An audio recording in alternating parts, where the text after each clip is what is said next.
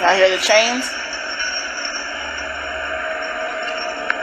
I'm conflicted as to whether it's a fallen angel or a giant.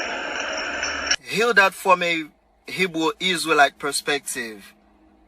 They are not giants, sis. They are definitely fallen angels. Fallen angels. The book of Genesis talk about that. Revelation chapter 9 verse 14 talk about that. Enoch chapter 10 verse 4 to 8 talk about that. In the book of 1 Peter chapter 3 verse 17 to 22 make a reference of those that were corrupted during the time of these fallen angels. Alright? Peace.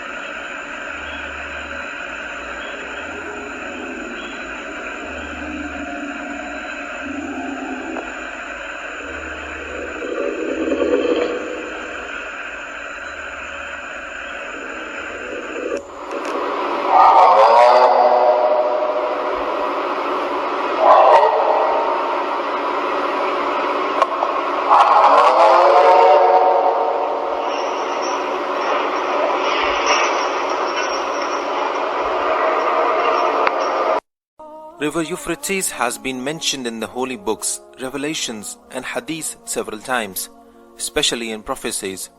One of the most shocking prophecies was that river Euphrates would dry up into a barren, deserted place. It was shocking as the river used to be one of the mightiest in the world. But guess what? It's not shocking or unbelievable anymore. It is happening right now, and the Syrian farmers and fishermen are forced to migrate for survival. But as the river Euphrates dries, it unveils some ancient mysteries.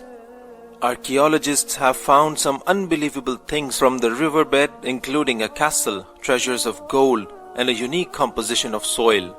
One of the most shocking ones is a cave which was located in the depths of Euphrates.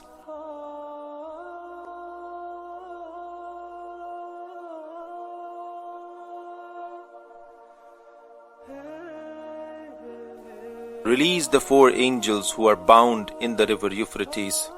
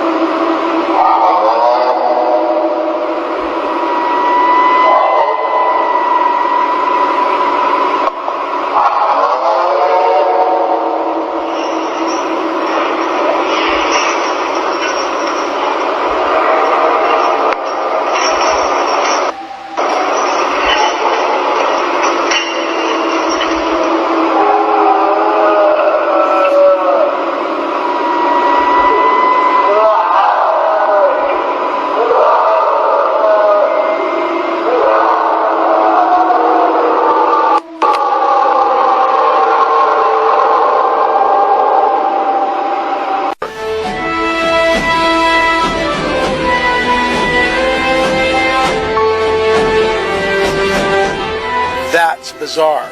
So you're actually at this site, and soldiers are being locked in prison underneath the Haditha Dam, correct, and they're freaking out. They're freaking out. They said they could feel it. In fact, the people who would guard them they would draw straws to see who would actually take them. No one wanted to go down. Nobody wants to go down. Going back to Afghanistan, we would hear these things. We would hear the locals talk about rumors of these giants. What would the locals say? How would they talk about it? They say that they lived in the caves and they would eat people, and They were cannibals. they were